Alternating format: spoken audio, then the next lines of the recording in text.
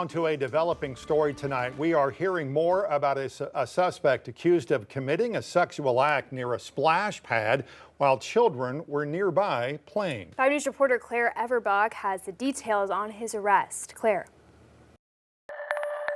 Behind me is the Riverfront Park splash pad, where a witness says on Sunday she saw a man engaging in a public sexual act while children were around. She quickly reported this act to the Fort Smith Police Department, who arrested 31-year-old Colby Cole of Lavaca.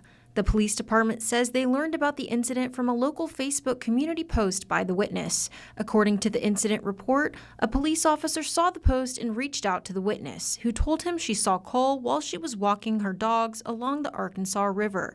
In the report, she told officers she took pictures of Cole after she saw him with his hands down his pants and looking toward the splash pad. The report suggests 5 young people were there, but does not specify how old they were. The witness also says when she went to confront Cole, his genitals were exposed and he was committing a sex act. After confronting him, the witness says Cole walked away. Cole was booked into the Sebastian County Adult Detention Center on suspicion of public indecency. Jail records show he's set to appear in Fort Smith City Court at 9 a.m. on July 7th on this charge. Police say additional charges may be considered as the investigation continues. They also thank the public for their vigilance and quick reporting. We'll keep you updated. In Fort Smith, covering news where you live, Claire Everbach, 5 News. All right, thanks, Claire. Well, we have an update tonight on a body found after a fire at a Poto apartment complex. The medical examiner has identified the remains as 73-year-old Marvin Powell. He was reported missing by family after that fire broke out at his apartment building on West Michelle Lane. His truck was found at a different location, but police say that has since been explained. Firefighters found Powell's body during a follow-up inspection of the apartment. The silver alert issued during the search has now been canceled. Investigators say there's no evidence of foul play or arson.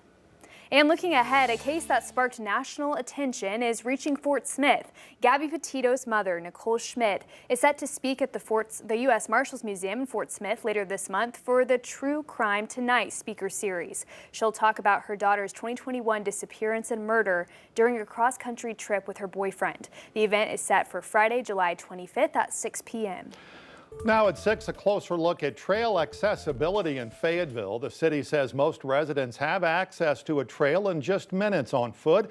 As 5 News reporter Laura Castleman found out, it's a goal put in place nearly 10 years ago.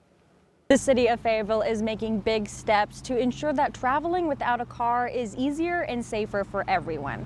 City officials are working to expand and improve their active transportation plan, hoping that every Fayetteville resident is within a 10-minute walk or 2-minute bike ride of any trail system.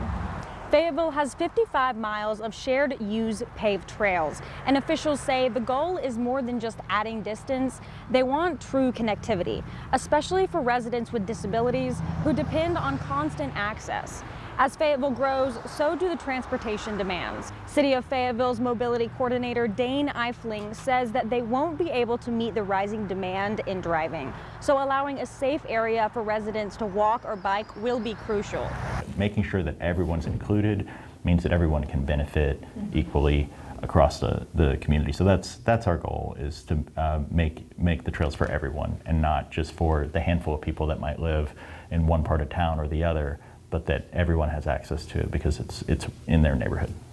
It has been 8 years since Fayetteville's active transportation plan has been enacted, and since then 82% of Fayetteville residents live within a 10-minute walk or 2-minute bike ride of any trail. But by 2040, the city of Fayetteville hopes that is 100%. In Fayetteville, covering news where you live, Laura Castleman, 5 News. All right, Laura, thanks. We're getting close to the 4th of July, of course, and a popular activity for those summer holidays, spending time on the water. Yeah, if you plan on heading to the Buffalo National River, though, there's a reminder going out from the National Park Service. Fireworks are strictly prohibited. Representatives say fireworks can disrupt wildlife safety and the environment. They also put the land at risk of fire. Anyone violating the fireworks ban can be fined. The National Park Service says there's plenty of fun to be had without the pop and sparkle. For anyone who wants to, put a canoe, kayak, paddleboard, or go maybe in an inner tube, perhaps on the river, I would encourage folks to look at the middle stretch of river around the Tyler Bend area, or down towards the lower end of the river as well. Both of those portions of the river have ample water especially for early July, for paddling opportunities, or like I say, just even swimming as well. Parks representatives encourage visitors to visit local communities for fireworks celebrations. The so-called One Big Beautiful bill is back in the House of Representatives, but some lawmakers are having some hesitations with changes made in the Senate. Revisions to government spending and cuts to Medicaid have some Republicans feeling a bit uneasy about all this. The president met with them today to gain their support. Republicans can only lose 3 votes to still pass this bill. It's a hurdle with every Democrat vowing to vote against it. We need are 4 House Republicans to join us in defense of their constituents who will suffer mightily from this bill. There's some that still are holding out for something different, but at the end of the day, they know this is probably as good as we're going to get, and it's a really good bill. Republican leaders want the bill to President Trump's desk by Friday. Well, in Florida, a newly opened ICE detention center is being called Alligator Alcatraz. Located in the Everglades, the facility can reportedly house at least 1,000 immigrants. Men and women will be separated, and minors will not be housed there. The facility is already facing backlash, with critics calling it inhumane. Government officials defend it, saying it has beds, air conditioning, security, and on-site medical care and legal services. The president toured the detention center earlier this week. Well, in a court case making headlines, a jury reached a verdict in Sean Diddy Combs' sex trafficking trial. Yeah, that decision clears the hip-hop mogul of the most serious charges. Bradley Blackburn has the story now from the courthouse.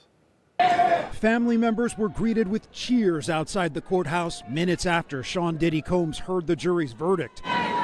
The hip-hop mogul was found not guilty of racketeering conspiracy and sex trafficking. He was found guilty of arranging transportation to engage in prostitution. The government has to have their tail between their legs. This is just a huge loss for them. They went out on a limb, and the jury, saw it the way the defense saw it. Prosecutors tried to convince the jury Combs was the leader of a criminal enterprise, one that forced women into abusive sex acts during drug-fueled parties he called freak-offs. Whether or not the freak-offs cross that line from maybe morally questionable or seriously questionable to illegal, I think that's where things broke down for the prosecution. The government's star witness was Combs' former girlfriend, Cassie Ventura.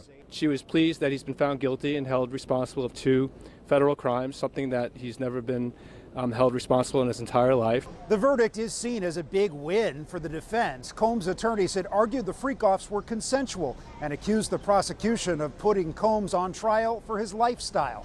Even cleared of the most serious charges, his conviction on the prostitution counts could bring up to a decade behind bars. This sentencing is really up in the air. He has no prior offenses, which puts him in the lowest category for calculating those guidelines. As the verdict was read, Combs pumped his fist in the air, then dropped to his knees in prayer and said to his family, "I'll be home soon." But after hearing arguments from both sides, the judge denied his request for bail and said he'll stay behind bars until sentencing. Bradley Blackburn, CBS News, New York. Combs has already served 9 months behind bars since his arrest last September. A popular televangelist has passed away 2 weeks after having a heart attack. Jimmy Swaggart is credited with helping the rise of American evangelism in the 60s and 70s. However, he was marred in controversy after being caught on camera with a prostitute in 1988. He was defrocked by the Assemblies of God Church and caught again 3 years later with another prostitute. Swaggart was 90 years old. Well, take a look at this here at home. Some tense moments on I-49 this afternoon. You're looking at the northbound camera near Van Buren. This was earlier as drivers head towards Fort Smith over the Arkansas River Bridge. Flames could be seen coming from a vehicle, with emergency crews working to put the fire out. Traffic was then forced into the right shoulder to get around it. Thankfully, no injuries were reported and the scene has since been cleared.